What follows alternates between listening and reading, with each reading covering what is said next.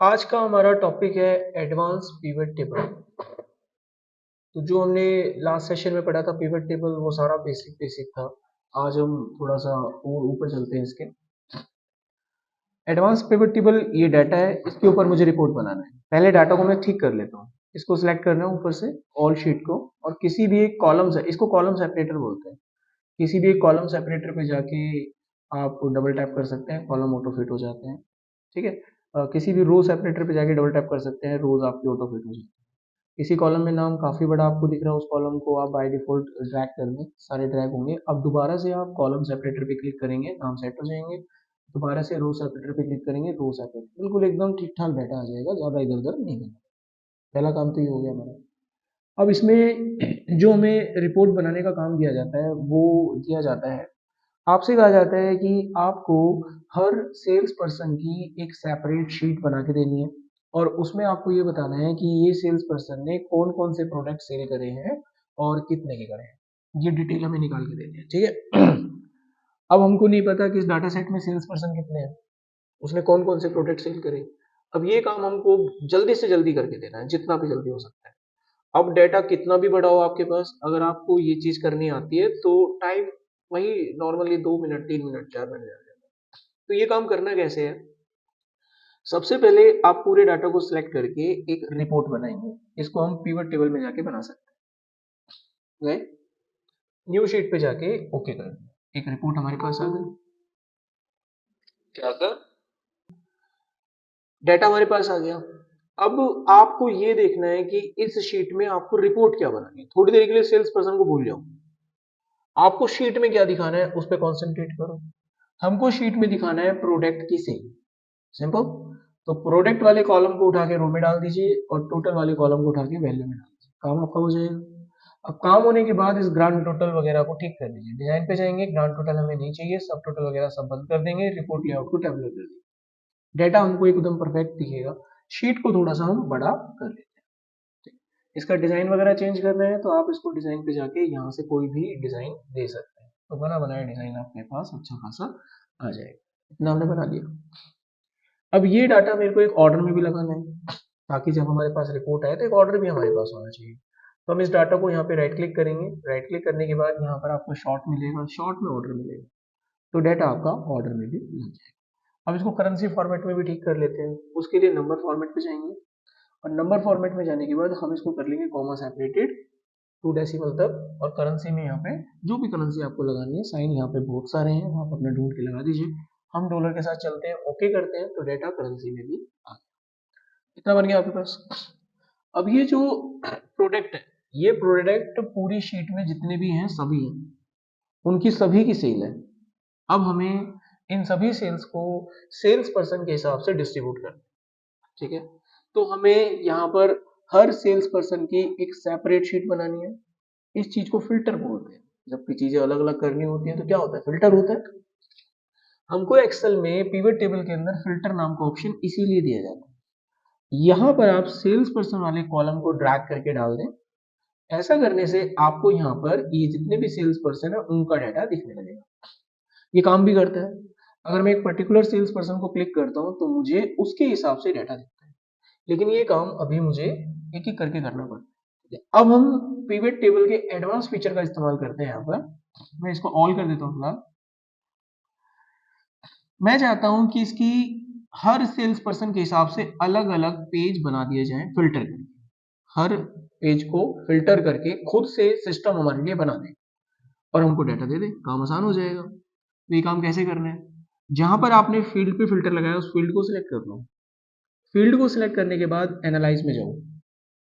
Analyse में जाने के बाद ऑप्शन मिलेगा आपको। यहाँ पे ऑप्शन में आपको एक ऑप्शन दिया जाएगा जिसका नाम होता है फिल्टर पेजेस। देखना ध्यान से, यहाँ पर आ रहा है फिल्टर पेजेस। ये ऑटोमेटिकली आपके डेटा को ध्यान में रखते हुए पेजेस को फिल्टर करेगा। अब उसमें जितने भी सेल्स पर्सन थे हर एक के लिए एक पेज बनाएगा। इसको सिलेक्ट करना है, वो आपको फील्ड बताएगा इसमें, और इसको ओके करना है। And now click and file. नीचे देखिए, ये पहला सेल्स पर्सन है एल्विन विल्सन, इसने 2 प्रोडक्ट सेल कराई, ये इसकी सेल है। ये दूसरा सेल्स पर्सन, ये तीसरा, ये चौथा, ये पांचवा, ये छठा, खत्म। समझ में आ गया। यही असेसमेंट मैंने लास्ट क्लास में आप लोगों को दिया था। अब जिसने ऐसे किया है वो ओके, और जिसने कोई जुगाड़पंथी से किया है वो रॉन्ग हो गया।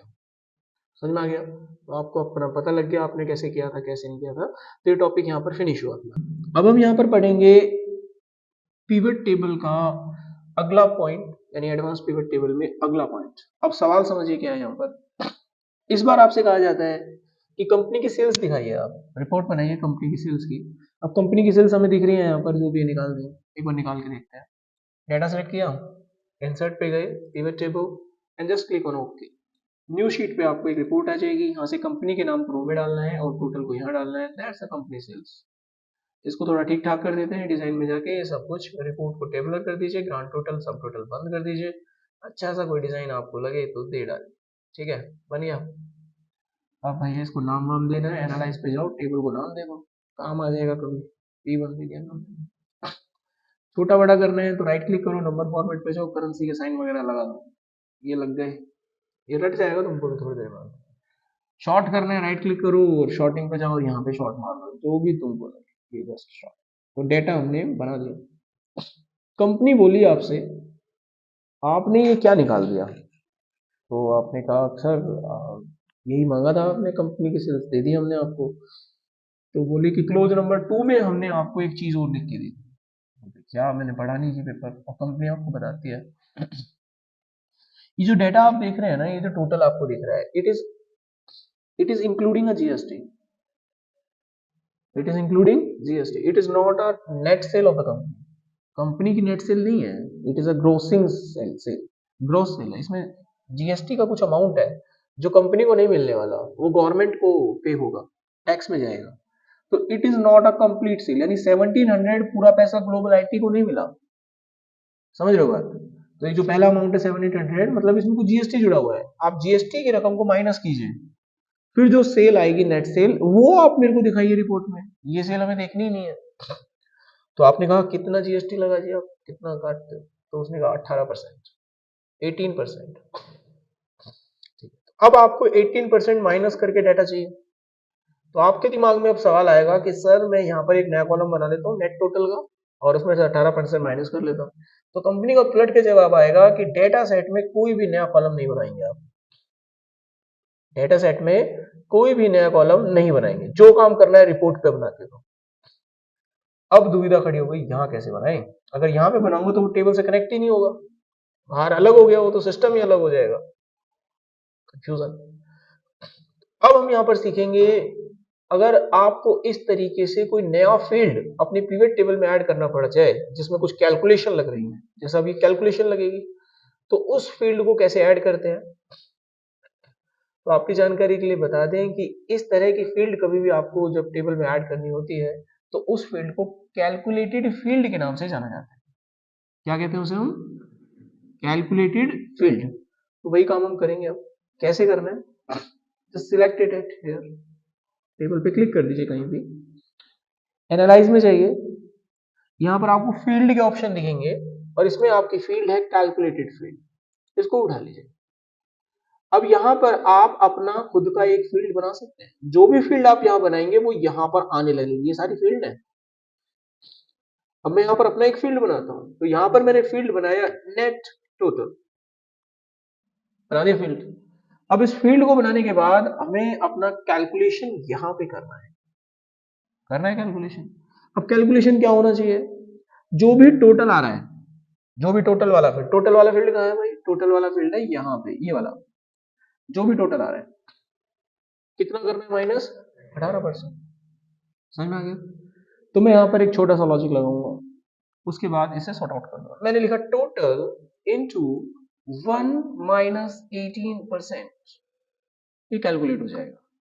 और जो बच्चे मैथ में इंटेलिजेंट हैं उनको समझ में आ जाएगा, जो नहीं है उनको समझाना पड़ेगा मुझे, ठीक है। अब मैं यहाँ पर करूंगा इसे इंसर्ट, तो मेरे को एक नया फील्ड देखने को मिलेगा, ये देखिए यहाँ पर ऐड हो गया। अब इस फील्ड को सिलेक्ट करके ओके करके आगे बढ़ूंगा, मेरे को एक नया फील्ड मिल जाएगा। देखिए अब इसमें जीएसटी माइनस कर दिया गया। चलिए इसकी कैलकुलेशन करके आपको प्रूफ देते हैं। इस डेटा का मैं 18% निकाल के दिखाता हूं, मल्टीप्लाई बाय 18%, जो भी अमाउंट आया इसको माइनस करके आपको बताते हैं, दिस माइनस दिस, इसका अमाउंट वही आएगा जो बगल में लिखा हुआ है। 5510.4। कैलकुलेशन हमारा करेक्ट हो गया।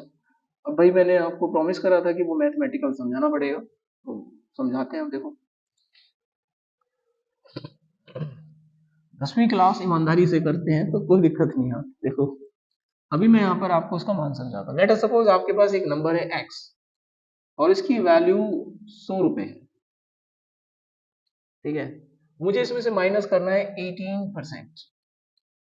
सिंपल, क्वेश्चन क्लियर है? तो कैसे होगा? 100,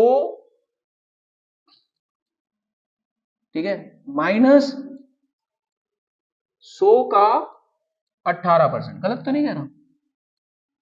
सिंपल समझ में आ गया बात? ऐसे करते हैं। अच्छा, अगर इस चीज को अगर मैं ढंग से देखूं, इस चीज को अगर हम ढंग से देखें तो यहां से इस 100 को 100 ना मान के मैं x मान सकता हूँ कि नहीं मान सकता? मैथमेटिक्स हम पढ़ते थे ना, परी में रखो वैल्यू रखो, 100 मतलब x है यहाँ पे, तो वैल्यू क्या बनी? x माइनस x गुना 18, मोटा मोटा समझिए आप, ठीक है। 18% मतलब दिस इज द पॉइंट। हमको मैथ में एक चीज पढ़ाई गई थी, x कॉमन है बाहर ले लो, पढ़ाया था, बाहर ले लिया। अब अंदर क्या बचा यहाँ पर, और यहाँ क्या बचा? और जब बाहर ले लेते हैं, जब कोई साइन नहीं होता उसको क्या माना जाता है? गुना। मैंने ये लिखा था, गलती थोड़ी ना करी, दैट इज सेम। अब जब हम ये डाटा यहाँ पर निकाल लेंगे तो यहाँ पर अब मुझे इस फील्ड की जरूरत नहीं है, तो ये फील्ड कैसे हटेगी? देखिए यहाँ पर ये दो फील्ड आपको दिख रही होंगी, दिख रही है? ये देखिए, टोटल वाली फील्ड नहीं चाहिए, उठा के बाहर फेंक देंगे। एंड नाउ अब मेरे पास एक ऐसी रिपोर्ट है जिस रिपोर्ट में मेरे पास जो डेटा है उसमें जीएसटी माइनस है। अब इसको समझते हैं, यहाँ पर कितना अमाउंट आ रहा है लग्जरी होटल में? 5510 रुपए। हम डेटा सेट में जाके लग्जरी होटल में यहाँ पर मैं एक नंबर बढ़ाऊंगा तो 40 रुपए बढ़ने चाहिए 5510 में, सॉरी 80 रुपए बढ़ने चाहिए, लेकिन वो उससे नहीं बढ़ेंगे क्योंकि जीएसटी माइनस हो जाएगा। उस चीज को यहाँ पर हम देखेंगे 5510 में, देखते हैं 90 आता है कि क्या आता है। इस डाटा को रिफ्रेश करेंगे हम यहाँ पे तो माइनस होके आएगा, देखा आपने? 90 तो नहीं बना, माइनस होके आए। इसी कॉन्सेप्ट को कहते हैं कि आपने कैलकुलेटेड फील्ड इस्तेमाल कर लिया। तो ये था हमारा सेकंड पॉइंट जो हमने देखा। अब आते हैं इसके एक और एडवांस फीचर पे पिवट टेबल के, and the feature is that ये जो भी इंफॉर्मेशन आपने यहां पर बनाई है, इस इंफॉर्मेशन का हमें स्टेटस अप्रूवल देना है। क्या देना है? अप्रूवल स्टेटस क्रिएट करना है। अब ये डाटा मेरे पास है, मैं थोड़ा सा इसकी हाइट वगैरह बड़ी कर लेता हूँ, लंबी थोड़ी बड़ी कर लेते हैं, डाटा दिखना चाहिए आपको ढंग से, और ये कॉलम में ऐसे बड़ा कर। अब पॉइंट को ध्यान से समझिएगा, ये कंपनी का डाटा आपने ले लिया, ये तो समझ में आता है कि ठीक है डाटा ले लिया, दैट इज ओके। यहाँ पर एक कॉलम आपको बनाना है और उस कॉलम का नाम होगा अप्रूवल स्टेटस, जो हर कंपनी के अप्रूवल स्टेटस को दर्शाएगा। जब हम किसी इंडस्ट्री में काम करते हैं तो हमारे टारगेट होते हैं, टारगेट होते हैं हमारे। अब आप सेल्स डिपार्टमेंट में काम कर रहे हो और आप पे टारगेट है, ये फलाना कंपनी के प्रोडक्ट आपने इतने की सेल कर दी तो आपका कमीशन ओके होगा, यानी आपका स्टेटस ओके होगा, अप्रूवल मिलेगा आपको इस चीज की। तो यहाँ पर हमें वो स्टेटस अप्रूवल जारी करना है। जिस कंपनी की सेल 20,000 से ज्यादा की हुई है तो वहां पर हमको अप्रूवल स्टेटस ओके करना है ऐसे, और जिनकी सेल 20,000 से कम है वहां पर उनका स्टेटस हमें क्रॉस करना है, और ये काम अपने आप होना चाहिए, हम खुद से नहीं मारेंगे काम, ठीक है।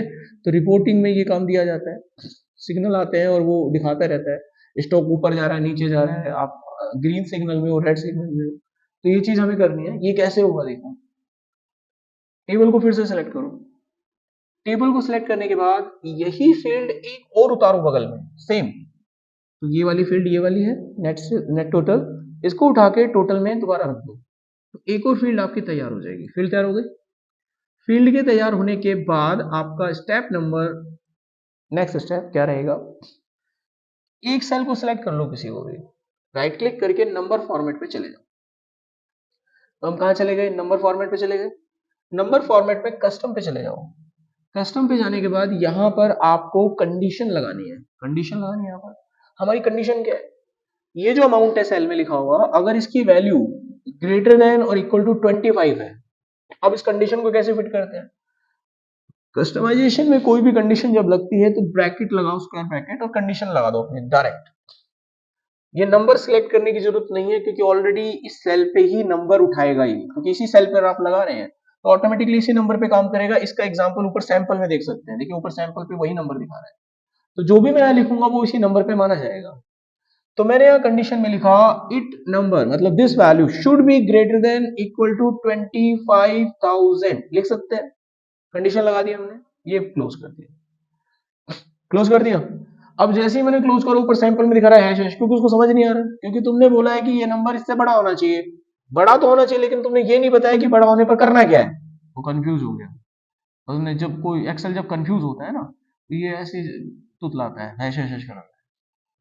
कभी भी हैश हैश हैश आए ना तो तुम ठीक हो, ये कंफ्यूज हो गया, उसको ठीक करना होता है। यहां तक समझ में आ गया? अब देखो नेक्स्ट क्या करना है, मुझे जो चीज प्रिंट करनी है वो यहां लिखना है मुझे। अब मुझे मान लीजिए ये निशान प्रिंट करना है तो ये निशान लगाऊंगा, लेकिन मुझे प्रिंट तो चेक का साइन करना है ना। अब कीबोर्ड में चेक का साइन नहीं होता, तो यहां पर एक्सेल हमको मैजिक सिंबल देता है, उन मैजिक सिंबल को हम यहाँ पर ऑन कर सकते हैं। एक्सेल में होते हैं, हर किसी के सिस्टम में होते हैं। तो वो मैजिक सिंबल ऑन कैसे करते हैं मैं बता रहा हूं आपको। कीबोर्ड से प्रेस करना, विंडो होल्ड करके रखना और डॉट दबा देना, विंडो के साथ डॉट डॉट की वो दबा देना। जैसे आप दबाओगे मैजिक सिंबल प्रेजेंट हो जाएगा। अब तुमने इतनी दुनिया भर के व्हाट्सएप चलाए होंगे जिंदगी में, ढूंढ सकते हो ना इतने दुनिया भर के आइकन होता है। मैंने तो यहाँ पे पहले ही ढूंढ के रख रखे हैं, तुम ढूंढ लेना, तुमको थोड़ी ना तुम्हारे सिस्टम में नहीं दिखेंगे, ये रिसेंटली जो मैंने यूज करे वो आ रहे हैं। क्योंकि तुम भी सोचो मैं खोलूं तो ये दिख जाए, तुम्हें नहीं दिखेगा, ढूंढ लेना, इनमें मिलेगा। मैं भी यहीं से ढूंढ के लाया था।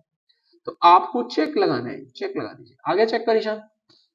अच्छा, कल को अगर ये कंडीशन फेल हो गई तो क्रॉस का साइन चाहिए, तो अब मुझे इसका एल्स पार्ट यूज करना पड़ेगा। इसका एल्स पार्ट कहाँ होता है, सेमीकोलन लगा के इसके बगल में जो चल रहा है वो एल्स पार्ट है। सेमीकोलन लगा दिया ना, तो इसके बगल वाले पार्ट को कौन सा माना जाएगा, एल्स पार्ट माना जाएगा। अब मैं जो लिखूंगा वो प्रिंट होगा अगर कंडीशन फेल हुई तो क्या लिखना है, क्रॉस। क्रॉस कैसे लाऊंगा, अभी वो मैजिक सिंबल उठा लेंगे कि क्रॉस, बस लग गई कंडीशन। ओके करना है और सामने आपके स्टेटस आ जाएगी। आ गए, ये चेक है क्योंकि 25,000 से सेल ज्यादा इसी की है। ऊपर वाले कॉलम के नाम को बदल सकते हैं, तो यहां पर मैं लिख दूंगा अप्रूवल स्टेटस, तो कंपनी का अप्रूवल स्टेटस हमारे पास होगा। अब इसमें एक भी स्टोर कर सकते हैं, फॉर्मेटिंग लगा सकते हैं। Formatting in the sense, company ने आपने कहा कि अप्रूवल ओके हो गया, तो जिसको अप्रूवल आपने दिया है उसके कलर को हम ग्रीन करेंगे, और जिसको अप्रूवल अभी तक नहीं मिला है वो रेड हो जाए। Got it? तो क्या करो, वापस सिलेक्ट करो, फॉर्मेटिंग पे जाओ, यहाँ पे ऑप्शन मिलेगा नंबर फॉर्मेट, कस्टम पे चले जाओ, इसी फॉर्मेट को फिर से एक बार अपने पास बुलाओ और एक कंडीशन लगाओ यहाँ। हम उसको बोलेंगे कि चेक ठीक है, लेकिन थोड़ा ना आप ऐसा करो ग्रीन में आ जाओ, ऐसे लिखना है, आप ग्रीन कलर में आ जाओ। और इसको बोलेंगे कि आप भी ठीक हो लेकिन आप रेड में आ जाइए। सिंपल ये लगाया हमने, कलर के नाम आपको लिखने हैं और आप ओके कर दीजिएगा एंड गो। अब इन सभी सेल्स को अपने मुताबिक आप बड़ा छोटा कर सकते हैं। अब मैं इसको चेक करेंगे हम लोग, क्या ये रिएक्ट करते हैं, इसकी सेल बढ़ाते हैं। क्या नाम है कंपनी का, अल्फा सुपरमार्ट। चलो इसकी बढ़ाते हैं, मैक हेल्थ केयर 11,500 पे पहुंची है, तकरीबन 14-15,000 बढ़ाने पड़ेंगे। हेल्थ केयर का डाटा ढूंढते हैं, ये रहा मैक हेल्थ केयर, 14-15,000 रुपए बढ़ाने हैं। मैं इसको सर 123 कर देता हूँ, कुछ तो बढ़ेगा ही, बढ़ जाएगा नहीं बढ़ेगा, नहीं बढ़ेगा, 225 कर दो, अब तो बढ़ेगा, बढ़ेगा होगा अब तो। अब जाके वहां पर हम चेक करेंगे, रिफ्रेश करने से पहले आएगा नहीं, तो देख लेते हैं, go to the analyse and refresh on and आपका स्टेटस ऐसे ओके कैरी ऑन रहेगा। समझ में आ गया? एक ये तरीका होता है, एक तरीका होता है सिग्नल बार। एक तरीका क्या होता है, सिग्नल बार। तो सिग्नल बार में प्रोग्रेस दिखती रहती है कि कितनी सेल हुई है, कितनी प्रोग्रेस हुई है, प्रोग्रेस दिखती रहती है। किस कंपनी की सेल ज्यादा हो रही है, क्योंकि इस चेक क्रॉस से कंपनी की किसकी सेल ज्यादा हो रही है, कम हो रही है, वो नहीं पता चलती, स्टेटस पता चलता है। और नंबरों से भी पता नहीं चलता, 4-5 नंबर है तो आप देख पा रहे हैं, जब नंबर बहुत ज्यादा होते हैं तो दिमाग कंफ्यूज आ जाता है, समझ नहीं आता। तो सिग्नल बार होगा तो समझ में आता है। इसको ऐसे समझिए, जब आप अपने कंप्यूटर को खोलते हो ना, तो कंप्यूटर में आपको ड्राइव दिखती है, किस ड्राइव में स्पेस सबसे ज्यादा भरा हुआ है, एकदम तुरंत आंखें नहीं जाती इसको देखते ही, किसमें खाली है। नंबर थोड़ी ना पढ़ते हो तुम, ईमानदारी से बताना, नंबर पढ़ते हो क्या? ये देखते हो कौन सा खाली कौन सा भरा, आपकी नजर ही यहीं जाएगी, पहला पहला इंफेक्शन यहीं जाता है आपका, जो भी आपका इंप्रेशन होता है। तो वही चीज मुझे यहाँ करनी है, इस तरह का बार बनाना है डाटा। क्या करेंगे, एक काम करते हैं, एक बार फिर डालते हैं इस फील्ड को, डाल दिया, एक फील्ड उठा लेते हैं, सबसे पहले नाम बदल लेते हैं। नाम मैंने यहां पर डाल दिया प्रोग्रेस, प्रोग्रेस सिग्नल, मैंने सिंपल एक नाम लिख दिया प्रोग्रेस सिग्नल। अब इस प्रोग्रेस सिग्नल में नीचे वाला जो भी सेल है उसको सिलेक्ट कर लूं। अब हम जाएंगे होम में और यहां पर हमको मिलेगा कंडीशनल फॉर्मेटिंग। इस कंडीशनल फॉर्मेटिंग में यहां पे डाटा बार होता है। डेटा बार में अगर आप एक पर क्लिक करते हो तो ये तो चेंज हो जाएगा, नीचे का थोड़ी ना होगा, नीचे का नहीं होगा, दिक्कत हो गई। अब मोर रूल पे चलते हैं। जब यहां जाओगे तो यहां पे आपको ये सेकंड ऑप्शन पढ़ो, एक बार समझ जाओगे, आप पढ़ पा रहे हैं इसे? यानी ये कह रहा है ऑल सेल जिनकी हेडिंग प्रोग्रेस सिग्नल है, तो ये मेरे काम का है, यानी ये सभी के लिए लगेगा। उसके थोड़ा और नीचे चलते हैं तो यहां पे एक ऑप्शन और दिखाई देता है, पढ़ो, हमें बार ही दिखाना है, चेक कर दो। अब किस कलर का बार दिखाना है, कलर यहां पर है, कलर देखो इंडिकेट हो रहा है प्रीव्यू में, तो ये मतलब इस कलर को उठा रहा है, ब्लैक को नहीं उठा रहा, वो इसको उठा रहा है, ब्लैक बॉर्डर है, वो बॉर्डर है, बैक कलर आपका ये है, फिल कलर, कौन सा कलर उठा रहा है, ब्लू टाइप में, कलर हम यहां दे देते हैं जो भी देना है। तो मैंने रेड कर दिया, ठीक है। और इतना करने के बाद अब आपको ओके करना है, and now you got answer. अब ये सिग्नल बार ऐसे दिखाओ तो पता है क्या होगा, जब आप अपने डाटा में कोई भी चेंजेस करोगे तो ये रिफ्रेश होगा, रिफ्रेश होने पर कुछ होगा इसके साथ, नोटिस करना उसको, ठीक है। ये मैंने सिग्नल बार ऐसे बना लिया। अब हम चल के ना किसी डाटा को बदलते हैं, समथिंग लाइक इसको बदल देते हैं, 11 कर दिया। टेबल को करते हैं अपनी रिफ्रेश, तो इस पर क्लिक करो, एनालाइज और रिफ्रेश करो, तो देखो फर्क आएगा। फर्क क्या देगा, ये छोटा हो गया, डिजाइन खराब हो जाएगा ऐसे आपका। अब हम चाहते हैं कि जब हम टेबल को रिफ्रेश करें तो ये छोटा नहीं होना चाहिए, ठीक है। उससे कैसे छुटकारा पाएं आप, टेबल पे क्लिक करें, राइट क्लिक करें, और राइट क्लिक करने के बाद आपको यहाँ पर एक ऑप्शन मिलेगा पिवट टेबल ऑप्शन। इसमें जब आप जाएंगे तो यहाँ पर आपको एक ऑप्शन और दिखाई देगा, इस ऑप्शन को पढ़ो, आप समझ जाएंगे। इसी वजह से वो आपके जो कॉलम थे वो ऑटो फिट हो जाते थे जैसे आप उसको अपडेट करते थे, क्योंकि ऑप्शन चेक रहता है, ठीक है। तो अब हम नहीं चाहते भाई ऑटो फिट हम नहीं चाहते, हमने हटा देना है, ओके करना है। अब हम इस टेबल को फिर से रिफ्रेश करते हैं, यहाँ पर ये नंबर था, मैंने फिर बदला और जाके इसको अपडेट किया, go to analyse and then again click on refresh, फर्क नहीं पड़ा, डेटा तो मेरा बदला लेकिन यहाँ मेरी टेबल पे कोई फर्क नहीं पड़ा। तो ये होते हैं आपके एडवांस पिवट टेबल के सारे ऑप्शंस जो मैंने आपको बताए। अब किसी बच्चे को कोई सवाल, कोई क्वेश्चन है, यू मे आस्क।